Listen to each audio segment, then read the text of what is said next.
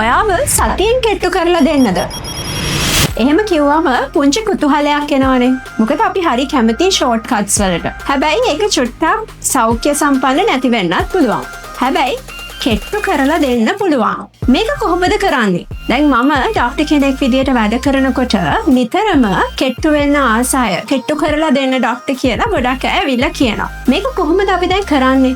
අනිවාර්යයෙන්ම ඔයාගේ ඩයට් එක ඇනලයිස් කරලා බලන්න ඕනේ කොතනද වැරද්ද තියෙන්නේ කියලා. ඊට පස්සේ ඩයට් ප්ලෑන් එකක් දෙන එක එච්චර ප්‍රැක්ටිකල් නෑ. මම සාමාන්‍යයෙන් කරන්නේ ඔයාගේම ඩයට් එකේ වැරදි තැන් ටික අඳුනගෙන ඒක හදාගන්න චූටි ටිප්ස් එකක් දෙනවා. කරන්න පුළුවන් ප්‍රැක්ටිකලි කරන්න පුළුවන් දෙයක් කියලා දෙනවා. ඒකත් එක්ක පොඩි ෆිසිකල් ඇක්ටිවිටි එකක් කොහොමද ස්ටාර්ට් කරන්න කියන ගයිඩන්ස් එකක් දෙනවා. තවත් මොනවාද තියෙන්නේ? දැන් තාක්ෂණය දියුණුයිනේ. ඉතින් අපිට පුළුවන් අපේ අනවශ්‍ය මේදය ටිකක් ඉක්මනට අඩු කරන ක්‍රම ටිකක් හොයාගන්න. ඉතින් මේ ක්‍රම ටික එකතු කරලා ඔයාටම ගැලපෙන weight loss plan එකක් හදාගන්න ඔයාට පුළුවන්. එතකොට ඔයාටත් පුළුවන් ඔයාගේ අනවශ්‍ය මේදය අඩු කරලා හරි ඉක්මනට කෙට්ටු වෙන්න. පටන් ගමුද වැඩේ?